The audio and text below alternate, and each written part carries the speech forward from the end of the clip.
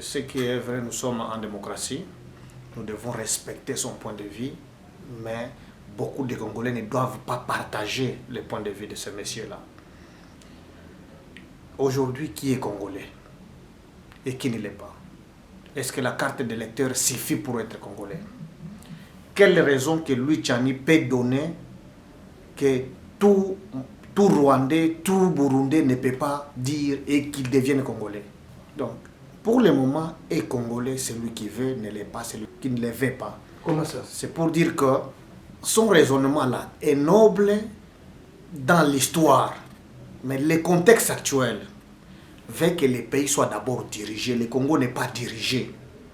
Il faut qu'on identifie les Congolais, que tout le monde soit porteur d'une carte d'identité. C'est à ce moment-là qu'on doit réécrire l'histoire du Congo. Nous sommes incapables de gérer ce pays. Étant incapables, la seule solution, c'est de faire un recensement. Comme ça, nous partons sur de nouvelles bases. C'est à ce moment-là qu'on va savoir qui est Congolais et qui ne l'est pas. Les Sud-Africains et d'autres qui sont venus comme des militaires ici, ils ont laissé des enfants. Ils seront Congolais pour ceux qui voudront.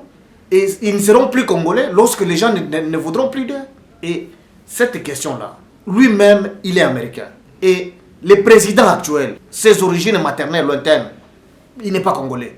Est-ce que Félix ne nous offre pas de bons services? Est-ce qu'on a besoin de cette question maintenant?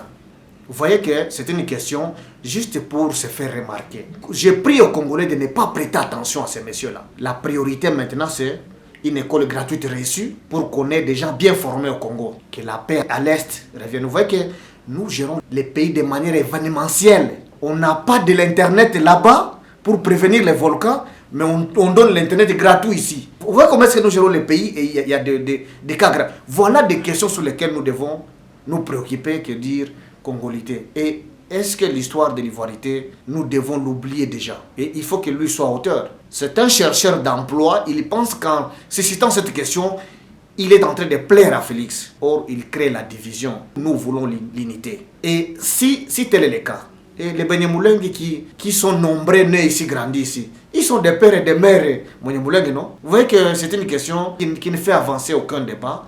Les Congolais ne doivent pas les prendre au sérieux. Et que nous gardions notre culture de paix, d'unité, léguée par Lumumba, léguée par Mobutu et léguée par, disons, Joseph Kabila. Et nous espérons que le président actuel va ignorer totalement cette loi.